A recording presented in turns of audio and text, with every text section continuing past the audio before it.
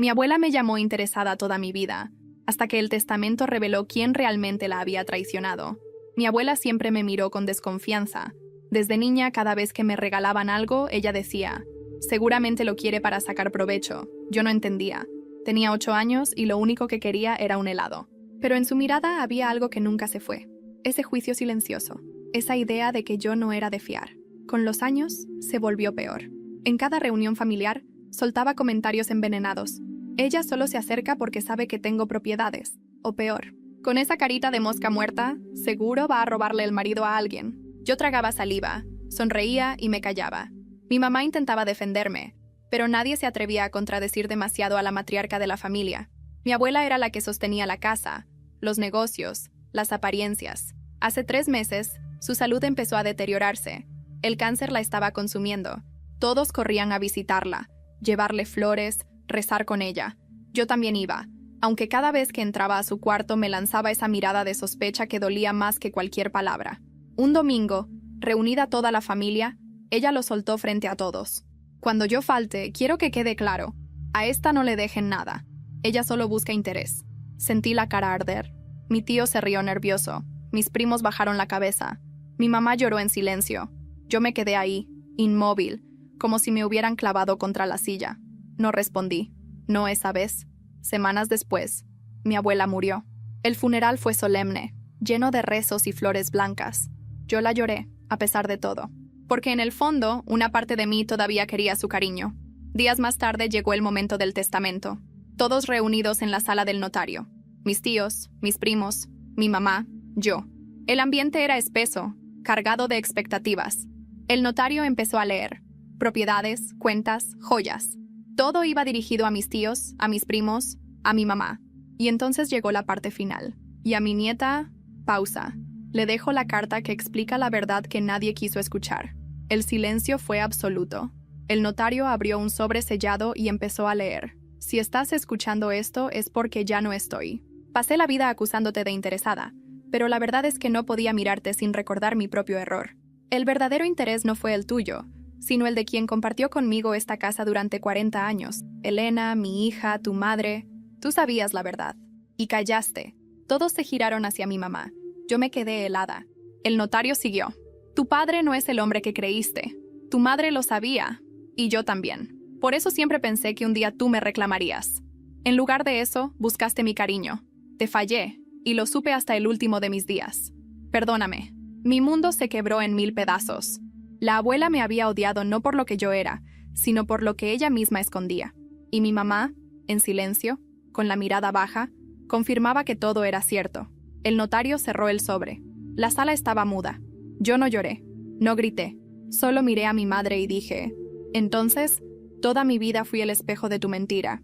Y me levanté, dejando a todos con la boca abierta, sabiendo que ese secreto iba a perseguirlos para siempre. La sala seguía en silencio, como si el aire se hubiera vuelto demasiado denso para respirarlo. Mi mamá bajó la cabeza y se llevó las manos a la cara. Mis tíos murmuraban. Mis primos no sabían a dónde mirar. ¿Es cierto?, preguntó uno de ellos con la voz quebrada. Mi madre no respondió. Solo dejó que las lágrimas le corrieran por las mejillas. Y ese silencio valía más que 1000 palabras. Así que todo este tiempo, susurré. Me llamaban interesada. Me señalaban como si fuera una oportunista. Y en realidad ustedes estaban ocultando el secreto más grande de esta familia. Me levanté despacio, con las piernas temblando, pero la voz firme. Si alguien aquí debería haber sido juzgado, no era yo. Los ojos de todos se clavaron en mi mamá. Ella intentó hablar, pero la voz no le salía. Al final murmuró, casi inaudible. Fue un error. Yo era joven, confundida. La miré fijo. No, no fue un error. Fue una elección. Y me hiciste cargar con la culpa de algo que nunca fue mío. Tomé el sobre del notario, lo guardé en mi bolso y me dirigí hacia la puerta. Nadie se atrevió a detenerme, ni siquiera mi madre. Al salir, sentí por primera vez en mi vida que no debía demostrar nada, que no era yo la que tenía que defenderse, que la mentira ya no era mía. Pero también supe algo más. Esa revelación no iba a quedarse ahí. Ese secreto iba a desenterrar todo lo que la familia había construido sobre silencio y apariencias. Y cuando eso pasara, nadie iba a poder esconderse. Nunca pensé que cargar un sobre en la bolsa pudiera pesar tanto. Pasaron días desde la lectura del testamento, pero esa carta, esa maldita carta, seguía resonando en mi cabeza como un eco que no se apaga.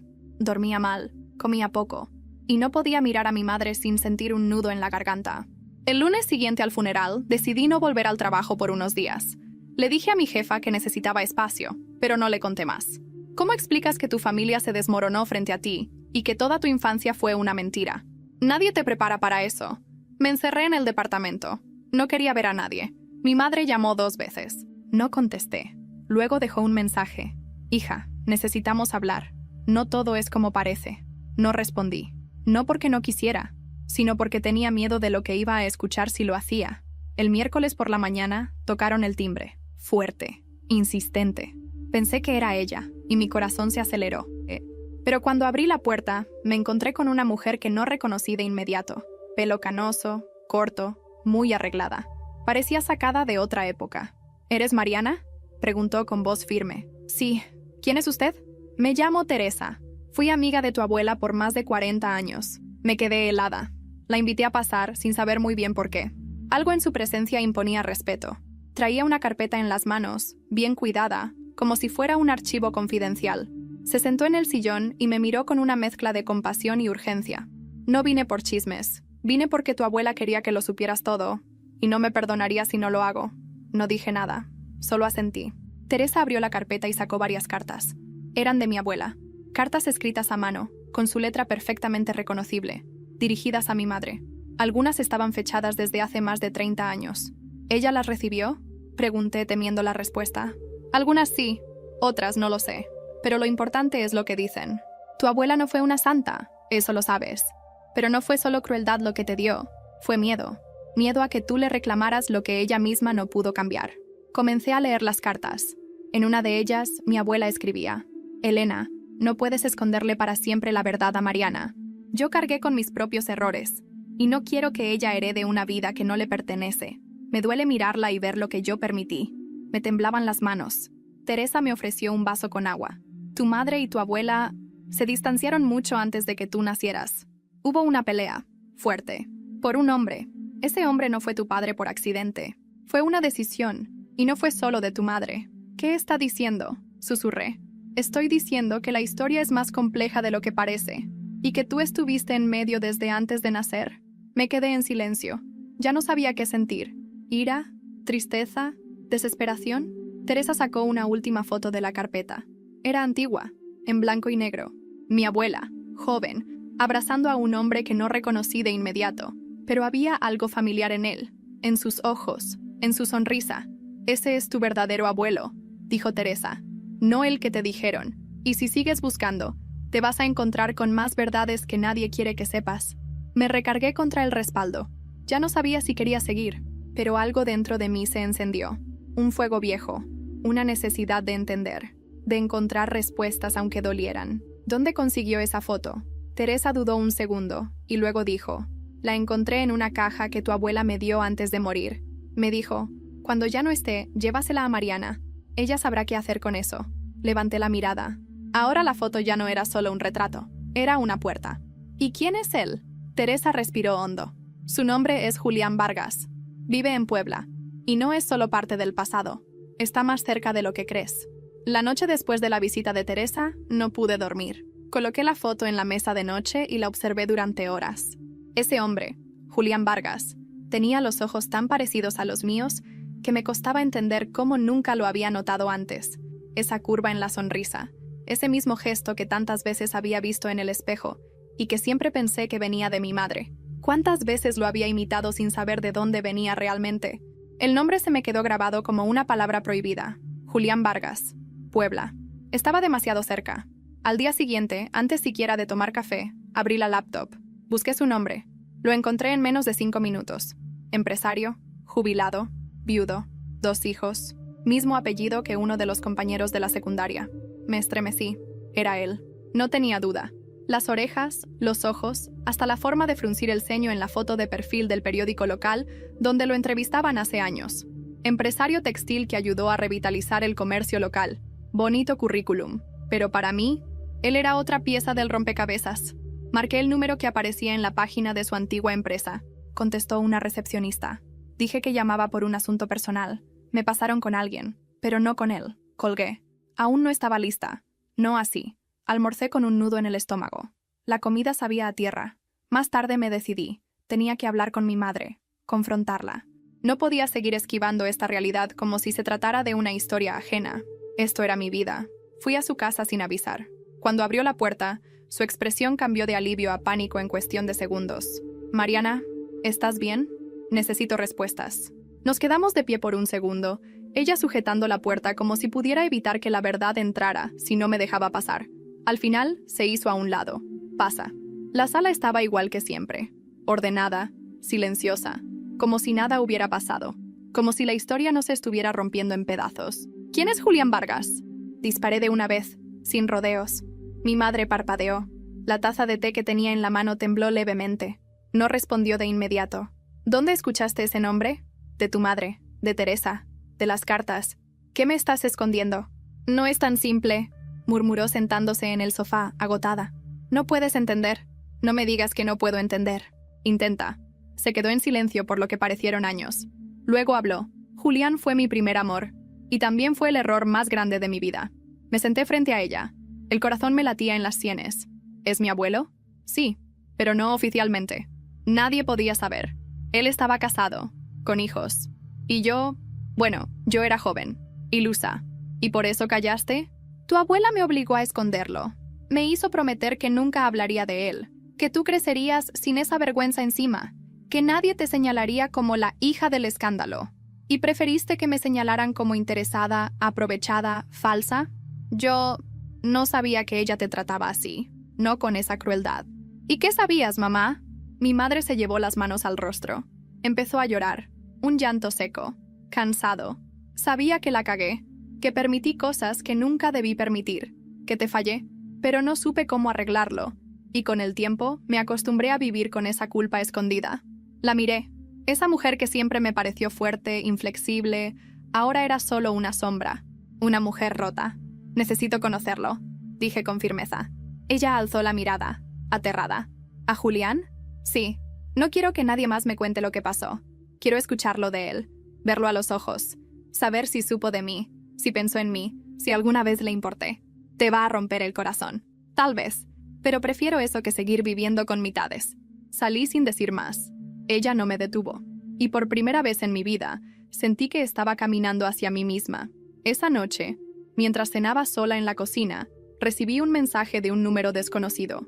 «Hola, me llamo Lucía Vargas. Creo que tú y yo tenemos algo en común. Me gustaría hablar contigo. Es sobre mi papá». El mensaje me heló. Lo leí una vez, luego otra, después otra más. No había dudas. Lucía Vargas sabía quién era yo, y sabía quién era ella. No respondí de inmediato. Guardé el celular. Caminé por el departamento sin rumbo, como si al moverme pudiera despejar lo que se había empezado a formar en mi pecho. Miedo, curiosidad, rabia, todo mezclado. Pasaron 2 horas. La pantalla seguía iluminándose con su mensaje sin abrir. Al final, tomé aire y escribí. «Hola, Lucía. ¿Podemos hablar mañana? Estoy en CDMX». La respuesta llegó en segundos. «Yo también. ¿Te parece a las 6? Hay un café en la Roma. Se llama Amiga. Voy seguido». Me senté. Me dolía el estómago. No supe si era ansiedad o hambre. Ni siquiera recordaba cuándo había sido la última vez que comí bien. Al día siguiente, llegué al café a las 5:50. Me senté en una mesa cerca de la ventana. Había una tormenta en el cielo, de esas que anuncian su llegada con horas de truenos sordos y viento seco. Todo parecía contener la respiración. A las 6:02, Lucía entró. La reconocí al instante. Tenía unos 30 años. Cabello oscuro, postura segura, pero los mismos ojos que yo. Era como mirarme a mí misma en una versión paralela. Ella sin mis cicatrices, yo sin sus secretos. «¿Mariana?», preguntó con una sonrisa tensa. «Lucía». «Sí». Nos sentamos. El silencio duró un instante eterno. «Supongo que esto es raro para ti», dijo, revolviendo su café aunque no le había puesto azúcar. «Para mí también lo es». «¿Cómo supiste de mí?». «Mi papá me lo dijo». Sentí un impacto en el pecho, como si me hubieran dado una bofetada invisible. «¿Desde cuándo lo sabe?». Lucía me miró con una mezcla de compasión y resignación. «Desde siempre». Me quedé muda. ¿Siempre? Sí. Según lo que me contó, tu madre lo buscó cuando supo que estaba embarazada. Él quiso reconocer a tu madre, incluso propuso apoyarlas, pero tu abuela lo amenazó, con hundirlo públicamente, con decirle a su esposa, con arruinarlo. Y él, bueno, fue cobarde. Las palabras me golpearon más que cualquier grito. ¿Cobarde? ¿Eso es todo? Lucía bajó la mirada. Lo sé, no hay excusa, pero te aseguro que nunca dejó de pensar en ti. Siempre supo de ti. Te seguía de lejos. Tenía recortes, fotos. Me mostró una vez una foto tuya en una premiación escolar. No sé cómo la consiguió, pero la tenía. ¿Y tú? ¿Tú sabías? Desde los 15. Me lo dijo cuando le pregunté por qué lloraba tanto en tu cumpleaños. Pensé que era por mi abuela, pero no. Era por ti. No sabía si quería abrazarla o gritarle. Era como si todos hubieran vivido mi historia menos yo. ¿Y por qué ahora? ¿Por qué me buscas justo ahora? Lucía respiró hondo. Porque está enfermo. Le diagnosticaron ELA hace 3 meses. No lo ha dicho públicamente, pero ya empezó a perder movilidad en las manos. Y quiere verte. Antes de que sea tarde. Me quedé helada. No por lástima, sino por el cruel azar de los tiempos. Cuando por fin estoy lista para confrontar, el tiempo empieza a acabarse. No sé si quiero verlo, admití bajando la voz. No te estoy presionando. Solo vine a darte la opción. Lo que hagas con eso es decisión tuya. Pero él no va a vivir mucho más. Y honestamente, no sé cuánto tiempo más podrá hablar bien. Ya se le nota. Nos quedamos en silencio por un rato. Ella sacó una libreta de su bolso y arrancó una hoja con una dirección escrita a mano. Por si decides ir. Es nuestra casa. Está en Coyoacán. Él está ahí todo el tiempo ahora. La tomé con manos temblorosas. Nos despedimos con un abrazo tenso. No por frialdad, sino porque ninguna sabía qué hacer con todo lo que estábamos cargando. Esa noche, volví al departamento y abrí el cajón donde guardaba el sobre del testamento. Lo saqué. Lo leí otra vez. Y lloré. No por tristeza. Lloré porque, de repente, todo estaba por cambiar otra vez. Al día siguiente, fui al trabajo para intentar distraerme. Pero al salir, al llegar al edificio, encontré a mi madre sentada en las escaleras. Tenía los ojos rojos. «Tenemos que hablar», dijo. «No sabes todo todavía». La encontré ahí, en las escaleras del edificio, encogida sobre sí misma como si quisiera desaparecer. Mi madre, esa mujer que durante toda mi vida sostuvo el mundo con una sola ceja levantada, con silencios que pesaban más que las palabras. Esa tarde, la vi rota. «Tenemos que hablar», repitió sin levantar la mirada. No dije nada. Me limité a abrir la puerta del edificio y esperar que subiera conmigo. Caminó detrás de mí en silencio, como si cada paso doliera. Una vez dentro del departamento, le ofrecí agua. No la aceptó. Se sentó en la orilla del sofá, las manos entrelazadas, la mirada clavada en el suelo. «Conocí a Lucía», dije, rompiendo el silencio. Ella cerró los ojos. Se quedó así un segundo largo, como si la confesión le quitara el aire. «Te lo iba a decir», susurró, pero no sabía cómo. «¿Desde cuándo lo sabías?» «Desde que nació. Julián me lo dijo, me escribió, me rogó que te permitiera conocerla, que no repitiéramos la historia. Pero yo... ¿Tú qué? Yo estaba llena de miedo, Mariana, de rabia.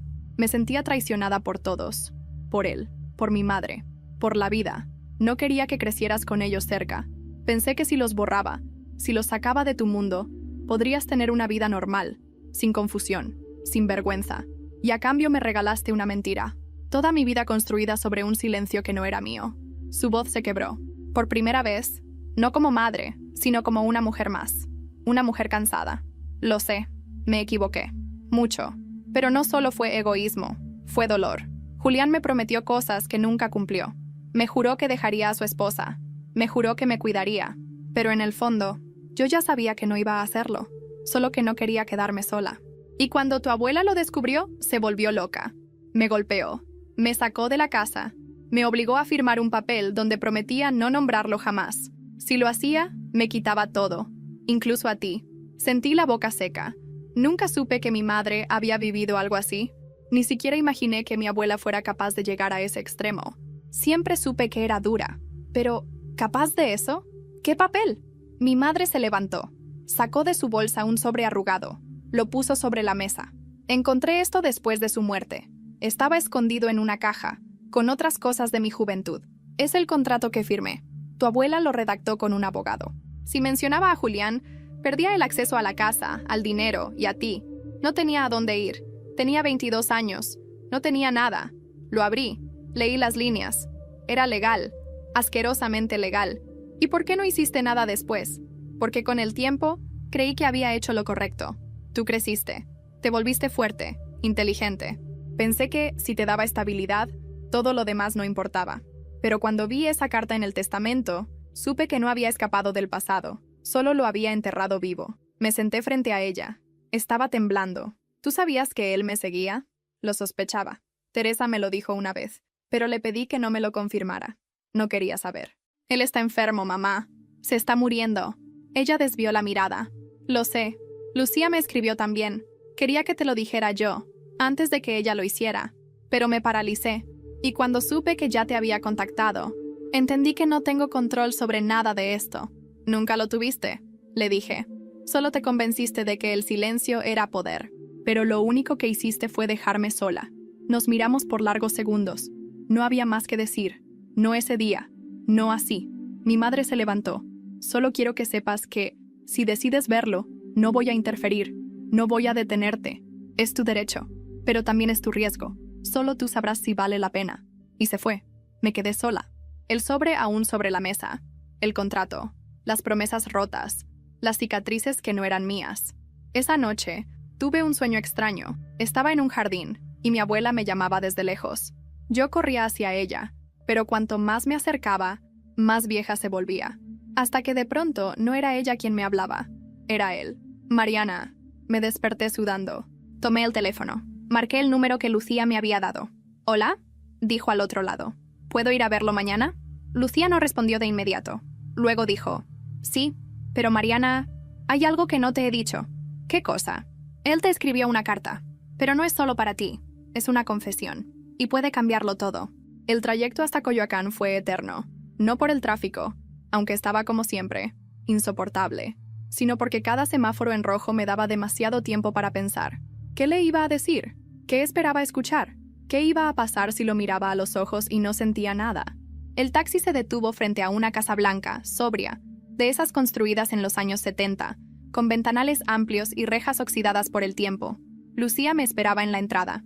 Tenía una expresión distinta esta vez. Ya no era la mujer contenida que conocí en el café. Había algo más, algo entre temor y resignación. «Gracias por venir», dijo apenas me vio. Asentí. No podía hablar. Entramos.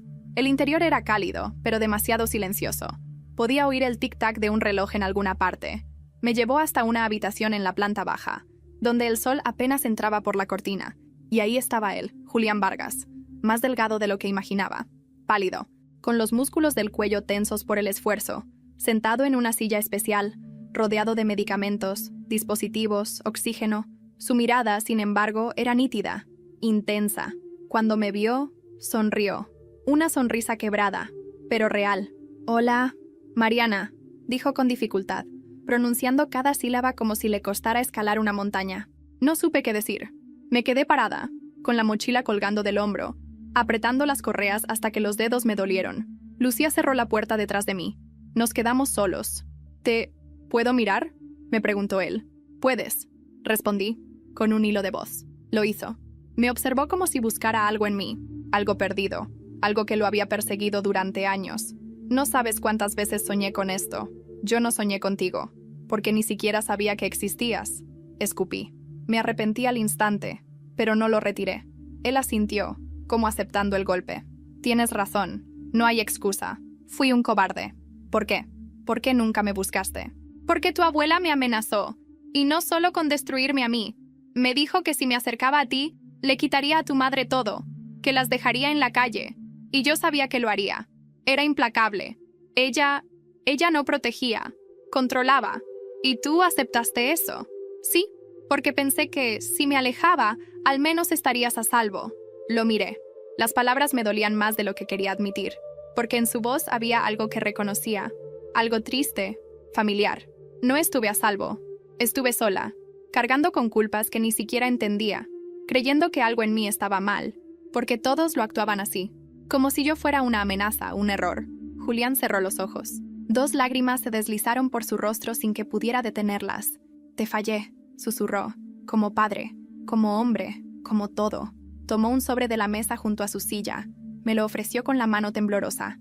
«Esta carta es para ti, pero también es para Lucía, y para Elena, y para todos. Es lo único honesto que tengo para dejarles». La tomé sin abrirla. «¿Qué dice?». «Dice la verdad, toda, de cómo conocí a tu madre, de cómo mi matrimonio ya estaba muerto cuando la amé, de cómo ella fue la única que me hizo sentir vivo, y de cómo me dejé doblegar por el miedo. ¿Y por qué ahora? Porque me estoy yendo, y quiero hacerlo sin cargar más mentiras. Nos quedamos en silencio. El tic-tac del reloj parecía más fuerte ahora, como si cada segundo que pasaba pesara más. ¿Y si no quiero perdonarte? No tienes que hacerlo. No vine a pedir eso. Vine a darte lo único que te debía, la verdad. Salí de esa casa temblando, con la carta en el bolso. Caminé sin rumbo por las calles de Coyoacán, con las luces de los cafés encendiéndose una a una, y el cielo nublado como mi cabeza. Esa noche, leí la carta. Era más que una confesión. Era una crónica completa de un amor imposible, de una traición mutua, de cómo mi madre lo buscó una vez más cuando yo tenía 5 años, y de cómo él volvió a alejarse. Pero lo más fuerte estaba al final. Un párrafo escrito con tinta distinta, más reciente.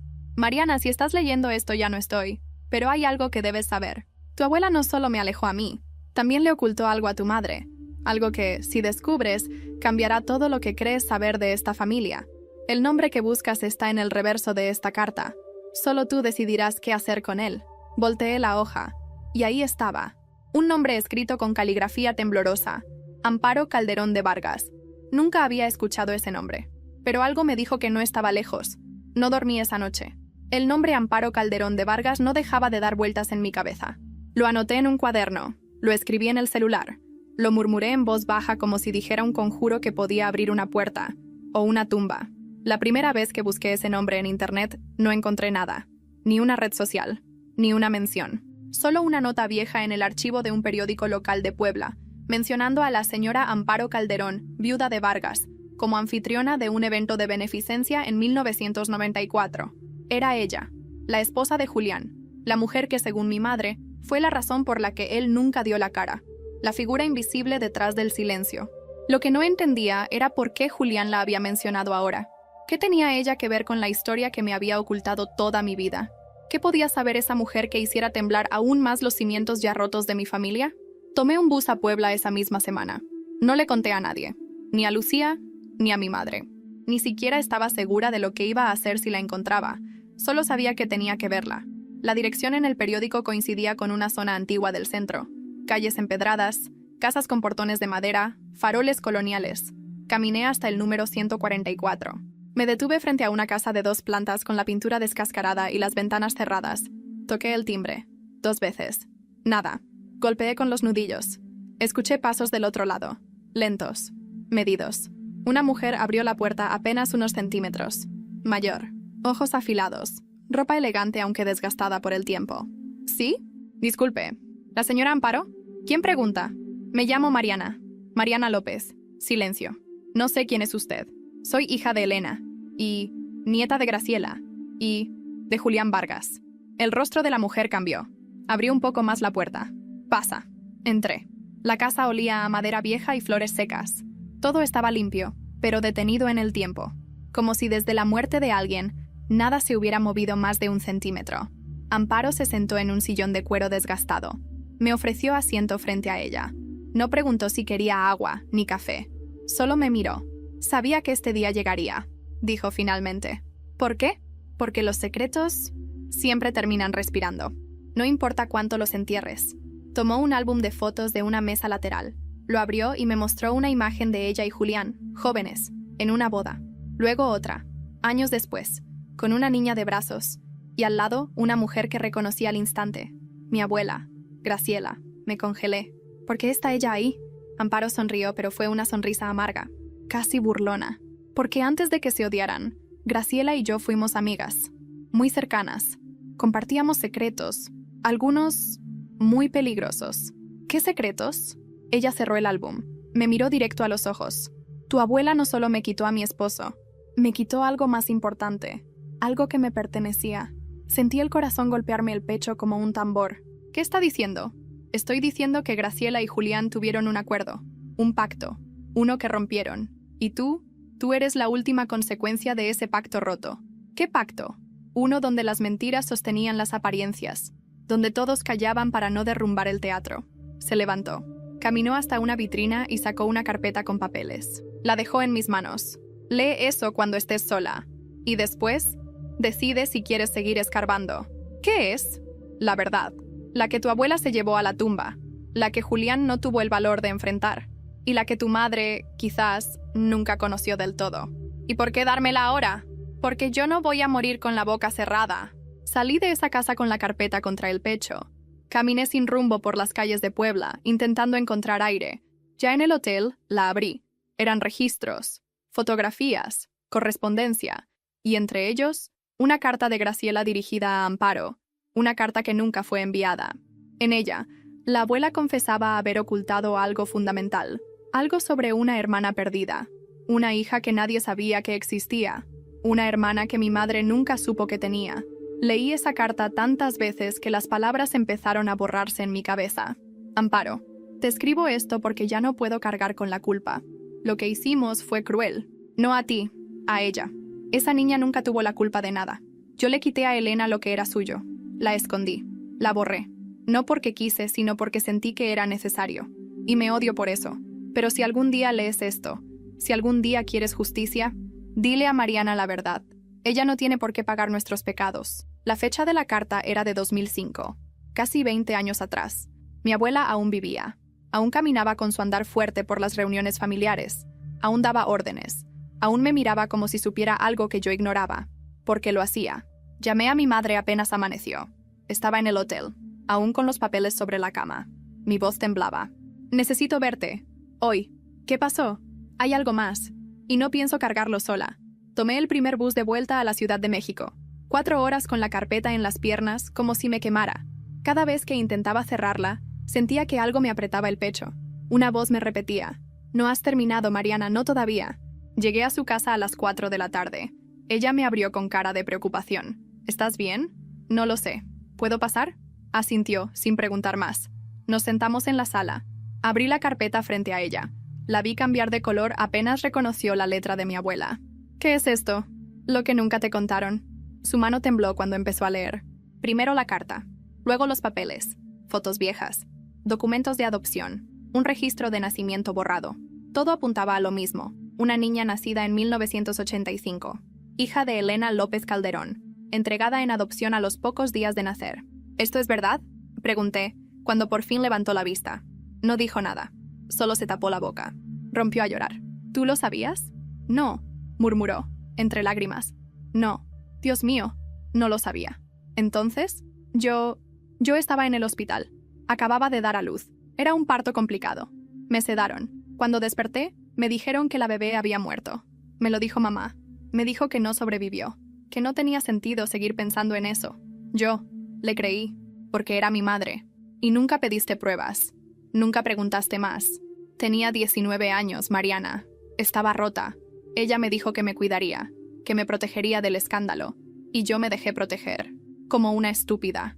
No eras estúpida, solo eras su hija. Mi madre rompió en llanto, un llanto que no era solo de dolor, sino de vergüenza. Una vergüenza tan vieja como todo lo que nos habían escondido. Me levanté, caminé por la sala. Tenemos una hermana, mamá. Alguien allá afuera que fue separada de nosotras. Alguien que vivió una vida entera sin saber quién era en realidad. ¿Tú crees que...? No lo sé. No sé si vive. No sé si nos busca. No sé si quiere saber. Pero yo necesito hacerlo. No puedo quedarme con esto. No otra vez. Mi madre me miró con miedo. ¿Y si no quiere saber? ¿Y si odia lo que le digamos?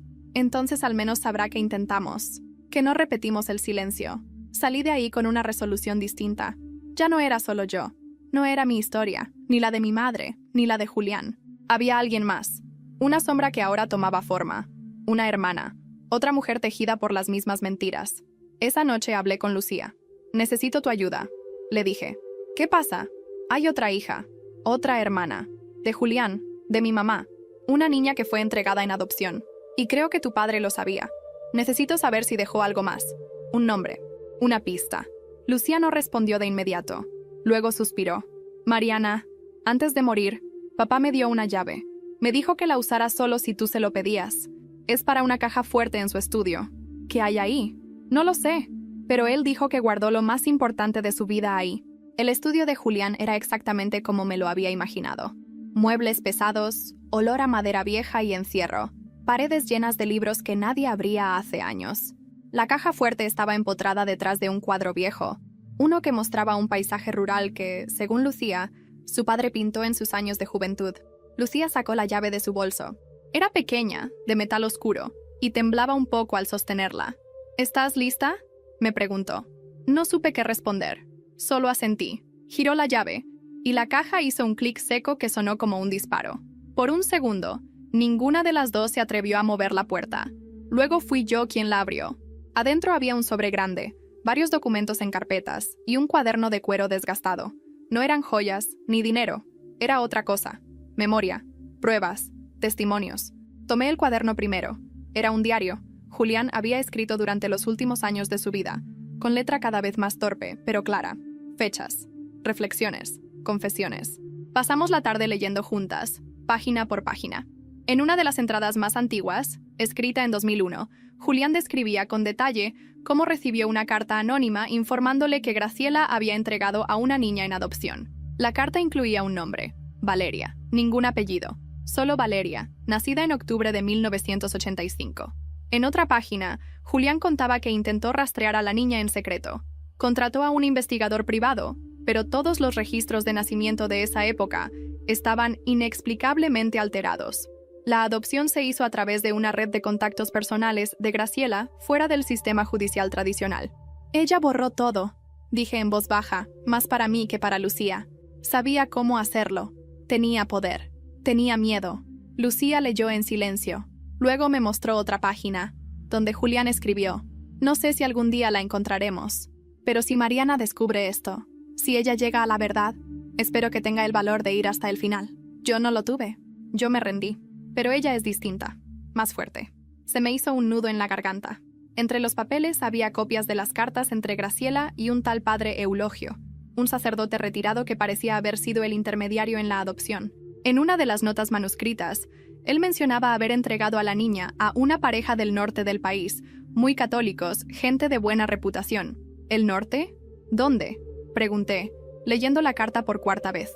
Lucía sacó otro papel, una hoja doblada varias veces, con una dirección escrita a mano: Hermosillo, Sonora. Esto estaba en un sobre aparte, dijo. Y mira lo que dice aquí. En la parte trasera de la hoja había una nota que me revolvió el estómago. Valeria fue registrada como hija biológica. El apellido de los padres adoptivos, Ramírez Torres. Anoté todo en mi celular. Mi respiración estaba acelerada. Tenía que ir allá. Tenía que encontrarla. ¿Qué harás ahora?, preguntó Lucía. Lo que mi abuela no quiso que nadie hiciera. Buscarla. Saber quién es. Decirle quién soy. Lucía me tomó de la mano. Te ayudo, lo que necesites. No quiero que vivas esto sola. Gracias, le dije con voz rota. Aunque no sé si quiero encontrarla o si tengo miedo de hacerlo. Lo importante es que no repitas el silencio. El silencio fue lo que destruyó a esta familia. Esa noche, ya en casa, abrí la laptop y busqué Valeria Ramírez Torres en redes sociales. Había decenas, cientos, pero una me llamó la atención. Perfil cerrado. Ubicación: Hermosillo. Profesión: trabajadora social. Edad aproximada: igual a la mía. Vi la foto de perfil. Una mujer de cabello rizado, sonrisa tímida. Algo en ella me hizo detenerme. No sabía si era ella, pero algo en mí lo sintió. Mandé un mensaje. Corto, claro, inofensivo. Hola, disculpa el atrevimiento. Estoy investigando mis raíces familiares y creo que podríamos tener algo en común. ¿Podríamos hablar? Esperé. Minutos después, recibí la notificación. Valeria Ramírez Torres ha leído tu mensaje. Y luego, 3 puntos. Estaba escribiendo. Los 3 puntos desaparecieron. Mi corazón latía tan fuerte que pensé que el vecino iba a golpear la pared para pedirme silencio. Pasaron unos segundos, y entonces llegó el mensaje. Hola, ¿podrías decirme tu nombre completo? No perdí tiempo. Mariana López Calderón. Nací en 1987.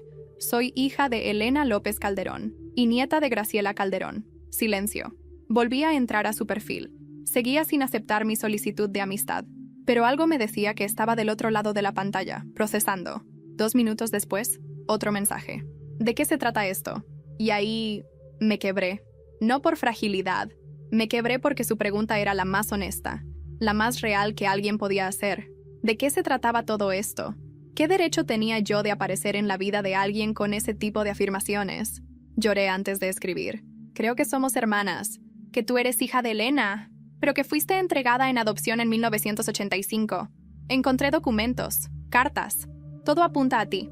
Esta vez, el silencio fue más largo. No 5 minutos, no 10, 43. Creí que no iba a responder. Y entonces, la notificación. ¿Estás segura? No tengo un 100% de certeza, pero tengo pruebas. No te escribí a la ligera. Me costó mucho. Esperé sin respirar. Luego, dame tu número. Te voy a llamar. Minutos después, el teléfono sonó. Números de Sonora. Respiré profundo antes de contestar. ¿Mariana? Dijo una voz femenina, con un acento más norteño, firme pero no agresivo. ¿Sí? ¿Valeria? Sí. No sé ni cómo estoy. No entiendo nada. Tómate tu tiempo. Yo tampoco entendí cuando lo descubrí. Mis papás nunca me hablaron de nada. Siempre me dijeron que fui suya, que no hubo adopción. Ni sospeché. Nunca sentí nada extraño. No lo dudo. Eres hija para ellos. Eso nadie lo cambia. Pero la historia fue otra. A ti te arrancaron, te borraron. No por culpa tuya. Silencio. ¿Y por qué ahora? ¿Por qué escribirme? Porque ya no quiero vivir en una familia donde el silencio lo devora todo. Porque yo también fui víctima de eso. Y porque no podía quedarme callada sabiendo que existes. ¿Tienes pruebas? Sí. Cartas de mi abuela, registros, nombres. Una carta de mi padre, todo. Ella respiró hondo. Mi madre adoptiva. Murió hace 2 años. Mi papá está vivo, pero está enfermo. No sé cómo tomaría esto. Me siento traicionada por algo que no sé si quiero saber. Yo no vine a arrebatarte nada. Solo vine a ofrecerte la verdad. Lo que hagas con ella depende de ti. Pasaron varios segundos de silencio. Podía oír su respiración. Y detrás de ella, lágrimas. ¿Puedes venir a Hermosillo? Sí, si tú quieres. Ven, pero solo tú. No traigas a nadie. No quiero una escena. No estoy lista para eso. Está bien, iré sola. Cortó la llamada sin decir adiós. Esa noche preparé una mochila con lo justo. Ropa cómoda, los documentos, una copia del diario de Julián y el sobre con la carta de Graciela. No dormí. Tomé el primer vuelo al amanecer. Valeria me esperó en una cafetería modesta, cerca del centro de Hermosillo. Cuando llegué, me reconoció de inmediato. Tenía los mismos ojos que mi madre, los mismos que yo. Se levantó. Me miró como si intentara buscarse en mí. «Hola», dije, apenas audible. «Hola». Nos sentamos. No nos tocamos. No lloramos. No aún. Le mostré los documentos, uno por uno. Le conté todo. La historia de Julián, de Graciela, de la carta, de la adopción, de la amenaza. Ella los leyó, despacio, en silencio.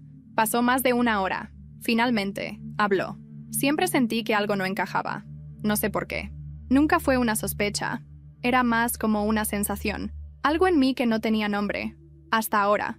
¿Y ahora? Ahora tengo miedo. Porque si esto es verdad, no sé quién soy. Eres Valeria. Eso no cambia.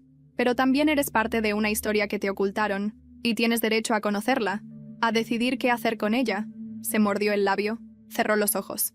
Y cuando los abrió, vi algo en su mirada que me rompió por dentro. Una tristeza muy vieja. Más vieja que las palabras. ¿Y mi madre?, preguntó. ¿La verdadera? Está viva. Y está destrozada por no haberte buscado. Nunca supo la verdad.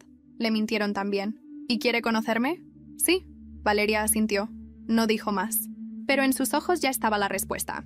Antes de despedirnos, me dijo: voy a pensarlo. No cierres la puerta. Pero necesito entender esto con calma. No es solo mi vida la que cambia. Es todo lo que creía saber. Te entiendo. Yo pasé por eso. Estoy aquí para cuando decidas. Caminé de regreso al hotel con el corazón lleno de cosas que no supe nombrar. Dolor, esperanza, incertidumbre. Ya en la habitación, recibí un mensaje de Lucía. Tienes que volver. Descubrimos algo más en el fondo del escritorio de mi papá. Un sobre que dice: entregar a Mariana solo si ella encuentra a Valeria. Volé de regreso con el estómago hecho un nudo. Durante todo el trayecto no pude dejar de mirar la foto que me tomé con Valeria afuera de la cafetería. No sonreíamos. Solo nos mirábamos.